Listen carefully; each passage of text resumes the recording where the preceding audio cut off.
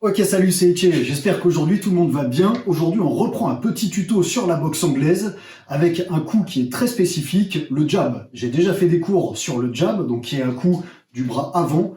Maintenant, on va voir comment mettre un jab tout en puissance. C'est parti.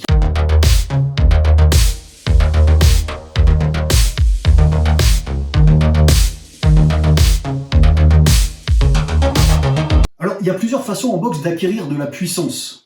Il y a celle que tout le monde connaît et que tout le monde croit que c'est la principale, c'est d'aller pousser des poids à la musculation pour avoir un corps comme ça et des gros bras et on croit qu'on est puissant. Mais sauf que ça marche pas comme ça.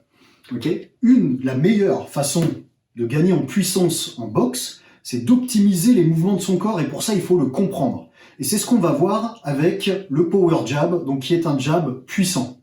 Donc vous savez tous à quoi sert un jab. Le jab ici va venir, donc le bras avant, à venir mesurer la distance à laquelle est mon adversaire, à venir aussi le cadrer, à le tenir à distance, à le gêner dans ses enchaînements. Voilà, le jab a plein de vertus qu'on connaît, mais c'est pas un coup qui est puissant. Pourquoi? Parce que c'est un coup qui se veut rapide ici, pour venir toucher la garde de l'adversaire. D'accord? Pourtant, juste par un mouvement du corps, on peut rendre ce coup extrêmement puissant. C'est ce qu'on va voir tout de suite. Ce mouvement, regardez bien la différence, après on en discute, entre un jab normal et un power jab. La seule différence qu'il y a eu, c'est au niveau de mes appuis. Le haut n'a pas bougé, c'est au niveau de mes appuis. Okay? Pour un power jab, il va falloir céder de la puissance du corps, donc du poids du corps. C'est pour ça que on va venir pousser sur notre jambe arrière.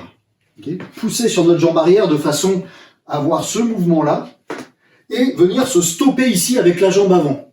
C'est le fait de venir faire ce levier, pousser et stopper, qui va venir emmener notre poids du corps vers l'avant.